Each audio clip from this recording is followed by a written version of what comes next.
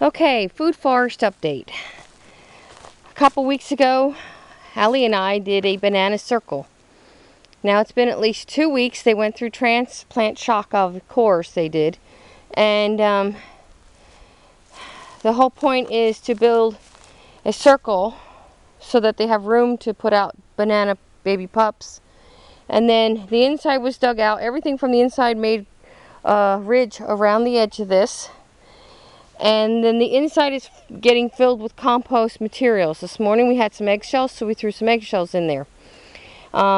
Just to give you an idea, these leaves were not here 2 weeks ago. So they are taking, all these leaves are green. And we have one that's straight across there that's just got, everything died off, but there's a new growth in the ground. Let's go take a look at that. This is a new leaf getting ready to come out on that one. This is getting a new leaf right here. So that's a good sign. And then in the ground right here, right there, is the remnants of the other banana. And it looks like it's going to be just fine. It's just got to green up. I'm trying to protect it by keeping the mulch on it till it shoots through the ground. And they're pretty strong plants, so they should push through. And the other thing we got done today, we planted about 4 loquat trees. These are my loquats, this one.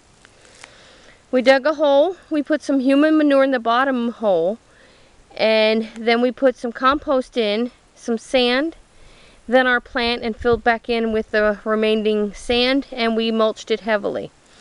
So that should do really well up here. Loquats will grow in freezing temperatures, which is one of the reasons I wanted them up here.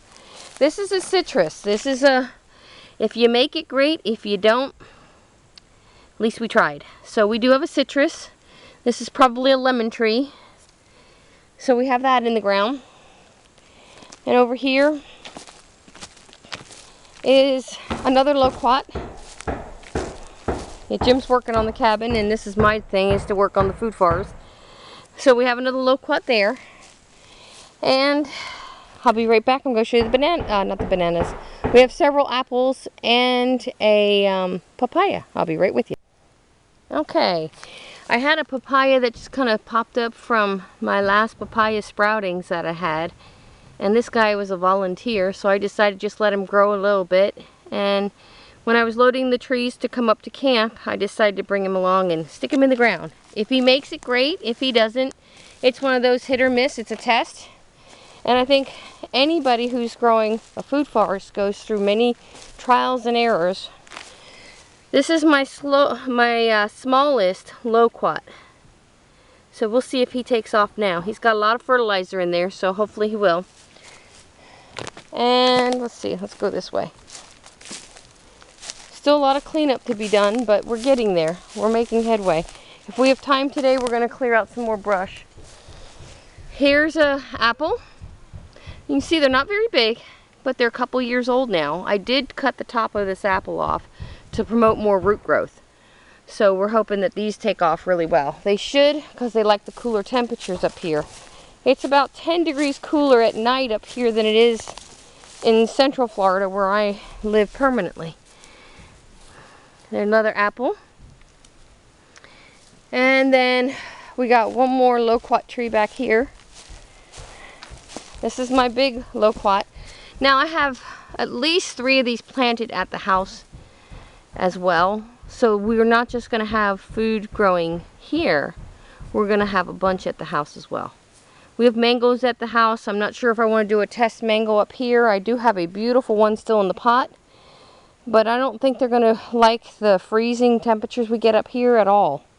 So I'm going to wait on that one, and I might just plant it at the house, because even at the house we get freezing temperatures once in a great while, and it could take all my mango trees down.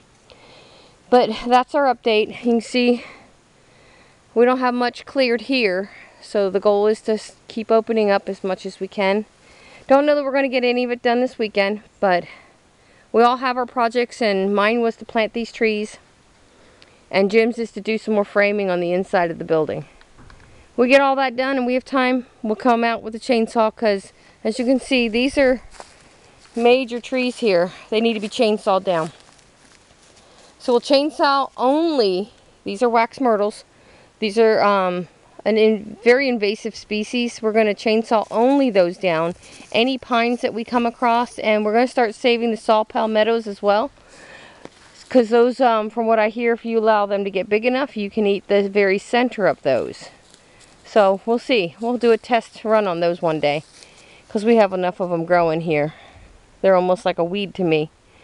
And if they get in the way of my regular fruit trees, they will be going. But for now, they're okay. I want to clear out this line here. You can see this over here is done. I want to take this one back to at least this line over here.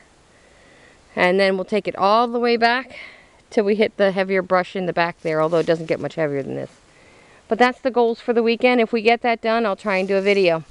And the reason we're clearing this is so we can plant our own trees that are going to produce food. One of my goals is to get as many mulberry trees growing up here as possible. And so far I've had absolutely no luck getting a mulberry tree or cuttings from somebody's tree. But I'm still working on that. It's an ongoing process. Just like the food forest, ongoing. And at some point I really want to get over there. You see that chain link fence over there? That's going to surround my vegetable garden. So I really want to get the wood frames done. I have a big pile of mulch over there. I want to get some of that in the garden with some compost, like the black cow and mushroom compost. And maybe some coconut coir, and mix all that in and start getting a really good base to start growing some vegetables up here. Winter vegetables would do great up here. And when I'm saying winter vegetables, I'm saying cabbage, collards, kale, those type things would really thrive. They like the colder weather. So that's kind of my goal. I don't know if I'm going to get done this year, but we're working on it. I'm just really excited to get some trees planted here again. And my pecan tree, which is way over there, is doing really good. It's not grown much, but it's pecan. They're going to be very slow growing. And we just got to baby it and watch it. I re-mulched it and checked it, and everything's good. We have a little orange flag by. The ones we have flags for, we're putting flags by, so we don't accidentally chop them down with the mower. And I got to get some more orange flags. I have a bunch at the house, but not here. And that's my update for now. I'm tired, thirsty, and my back's killing me, but that's part of the fun of food forest growing and gardening overall. All right, y'all have a great day.